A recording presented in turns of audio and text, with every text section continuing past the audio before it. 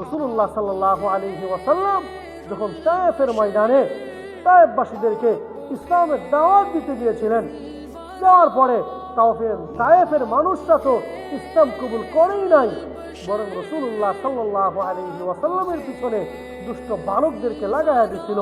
তারা রাসূলুল্লাহ সাল্লাল্লাহু আলাইহি ওয়াসাল্লামকে তারা পাথর নিক্ষেপ করেছে। পাথর নিক্ষেপ করার কারণে রাসূলের পুরো শরীর রক্তাক্ত হয়ে গেছে। এই রক্তের কারণে জুতার সাথে পা মুবারক লেগে গেছে। রাসূলুল্লাহ সাল্লাল্লাহু আলাইহি ওয়াসাল্লাম বেহুশ হয়ে পড়ে গেছেন। রাসূলের পেট চালনির মতো ছিদ্র হয়ে গেছে, চালনির মতো হয়ে গেছে, পুরো জায়গা নাই, চালনির মতো হয়ে গেছে পিঠ। একদিন আম্মা জান আয়েশা সিদ্দিকা রাদিয়াল্লাহু তাআলা আনহা রাসূলুল্লাহ সাল্লাল্লাহু আলাইহি ওয়াসাল্লামকে জিজ্ঞাসা করেন, পিঠটা বুলায়া দিয়া, ও আল্লাহর রাসূল, আপনার পিঠ চালনির মতো কেন দেখা যায়? আপনার পিঠে কি বসন্ত রোগের গোটা হয়েছিল? রাসূলুল্লাহ সাল্লাল্লাহু আলাইহি ওয়াসাল্লাম বলেছেন, আয়েশা, এটা কেমন প্রশ্ন করলাম?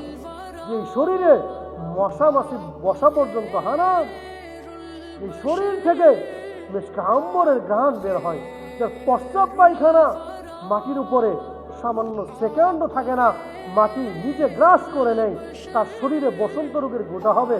তুমি ভাবলা কেন? আমার শরীরে বসন্ত রোগের গোটা হয় নাই। ওই তায়েফের মানুষ আমাকে যে কষ্ট দিয়েছিল, পাথর নিক্ষেপ করেছিল, এই জন্য আমার পিঠ চালনির মতো হয়। যুবক, তুমিও যখন রাসূলের কাছে সুপারিশের জন্য যাইবা, আমলনামাটা নিয়ে যখন যাইবা, রাসূল যদি তার পিঠ মুবারক দেখায় বলে, উম্মত, তোমার জন্য দুনিয়াতে এত কষ্ট করলাম, নিজের পিঠটার চালনির মতো বানায় ফেললাম, এত কষ্ট করার পরে উম্মত, তুমি আমার জন্য কি আমলনামা নিয়ে আসছো? কি নিয়ে আসছো আমার জন্য? দেখাও, কি দেখাবেন বলে।